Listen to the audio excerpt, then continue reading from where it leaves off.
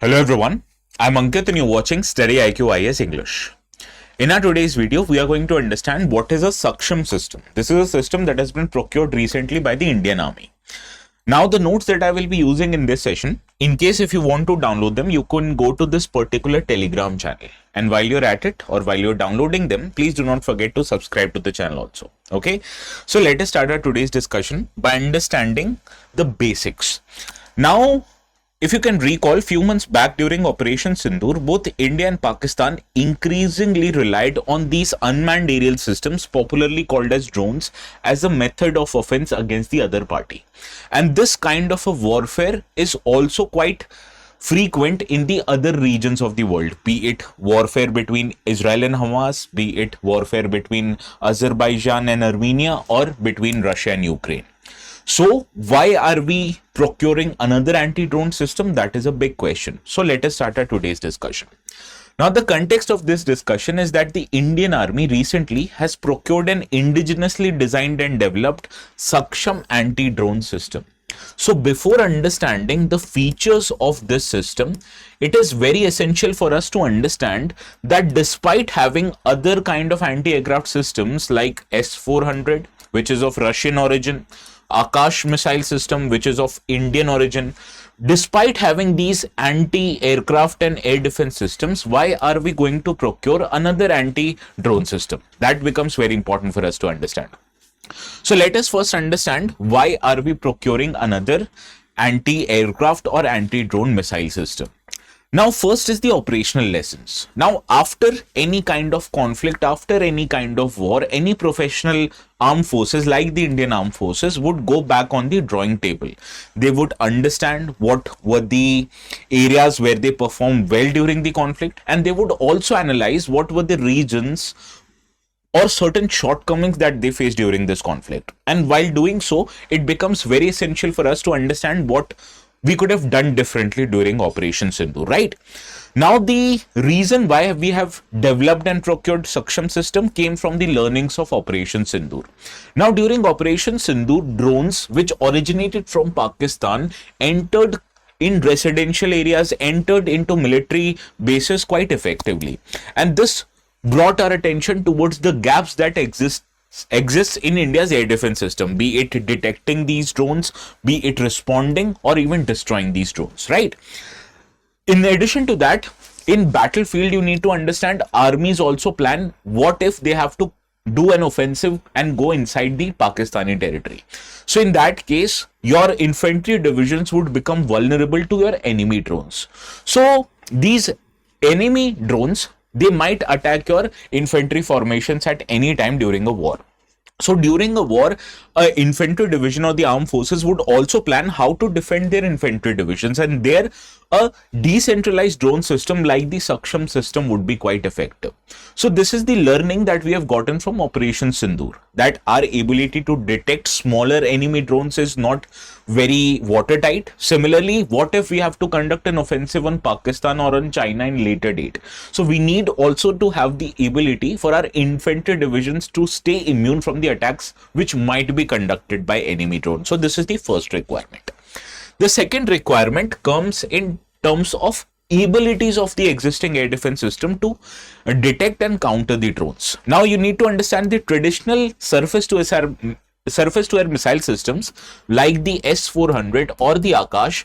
They are primarily designed to target the conventional aerial systems like fast moving aircrafts. Now these are optimized, or their radar systems are optimized to detect targets which are flowing or flying at a higher altitude and at a very higher speed of supersonic, right?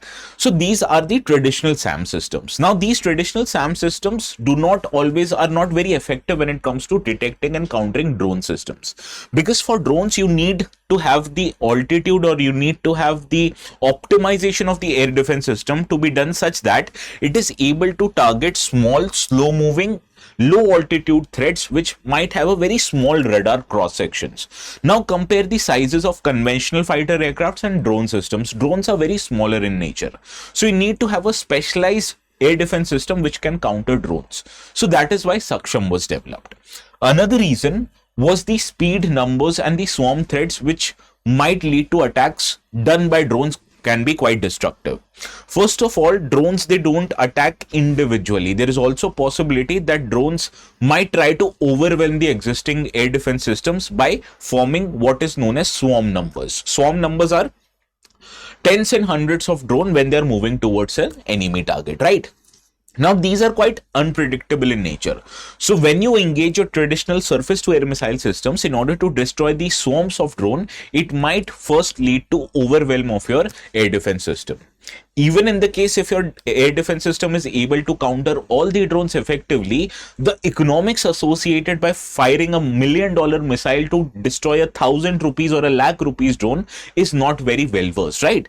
So traditional SAM systems, they can be effective, but when it comes to cost destruction of per target, it becomes quite high, and in a longer duration it might become unmanageable for an army like India. So to engage a smaller drone system, to engage a swarm of drone system, you need an economically efficient weapon systems, which the traditional SAM systems are not. So this is the third learning that we have got. In addition to that, when it comes to integration of air defense systems, it is very essential for our air defense systems to talk to each other in order to effectively deal the threats that might emerge, be it big fighter aircrafts, be it smaller drones. Now, the SAM infrastructure in general, they are heavier, less flexible in nature. So that is why when it comes to adaptability of one systems with the another, or integration of one systems with another, it is quite difficult when it comes to the essential SAM systems, right? So they have individual sensor and shooter systems which might not be able to integrate with other foreign origin aircraft systems, right? So that is why for countering drone, we need a system that can integrate and that can also add another feature at the later date whenever there is a dynamic development in the territory. So this is another learning that we have got, why we need a new system. Now let us understand what are the important features of Saksham and how it can deal with the challenges that we have faced during the Operation Sindoor. Okay. Now, Saksham, as the name suggests, it is a counter unmanned aerial system, which means it wants to counter drone systems. Now, one of the important feature is that it is essentially designed to detect, track and identify enemy drones in real-time system. And how it does? First of all, let us talk about its design.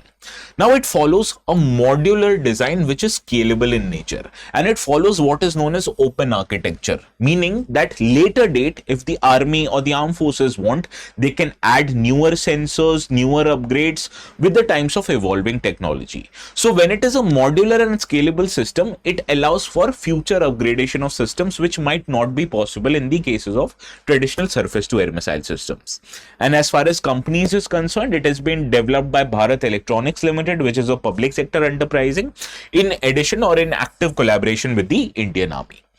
Now, another features of Saksham is that it functions through what is known as a secure army data network. So when it comes to electronic disruptions of such systems, it becomes quite difficult because it operates on an already indigenous secure network system.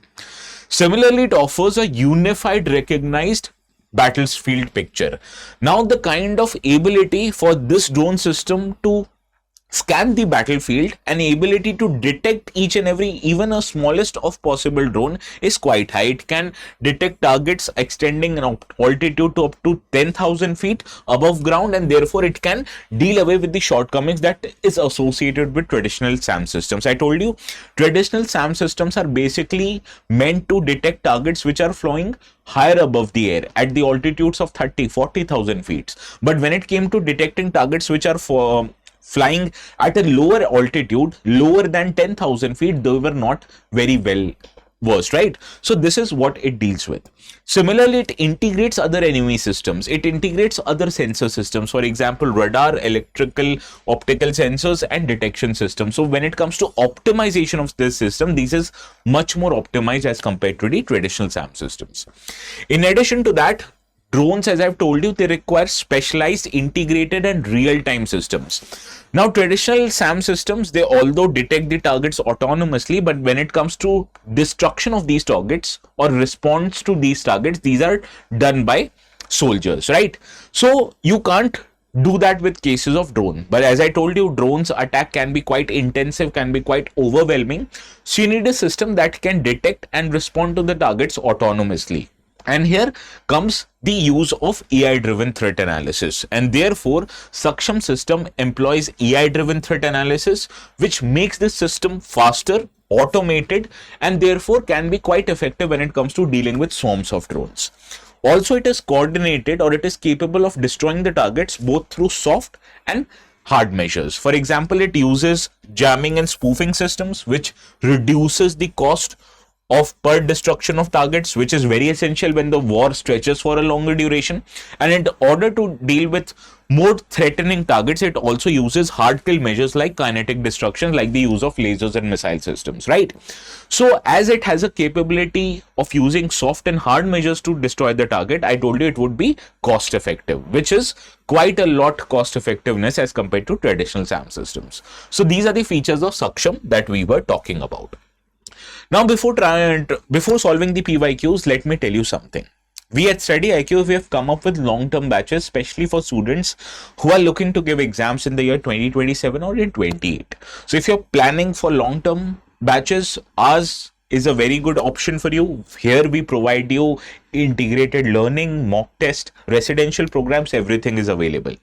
Before taking the admission, please keep one thing in mind. If you use the code ATS Live, you'll get maximum discounts on not just this, but on all the courses of StudyIQ. Okay, so please do that.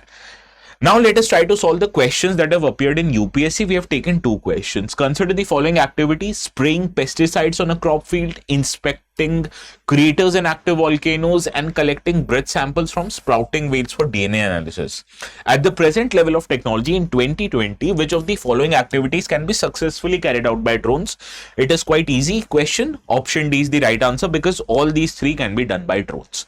Now let us look at a more contemporary question, the question that appeared in this year's prelims examination with reference to unmanned aerial vehicles or drones. Consider the following statements.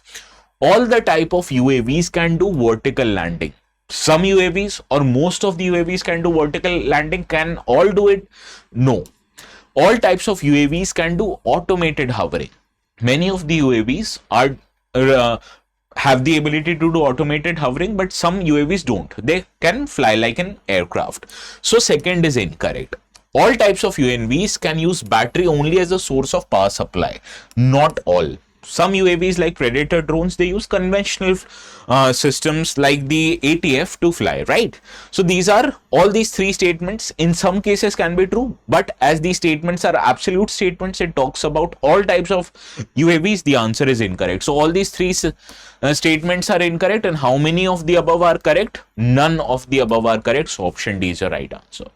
So this makes us understand how drones have become quite legible, quite effective when it comes to countering enemy. So becomes the need for developing a counter drone system, because going forward the war would seem to be utilize more of these unmanned aerial systems as against the traditional aircrafts.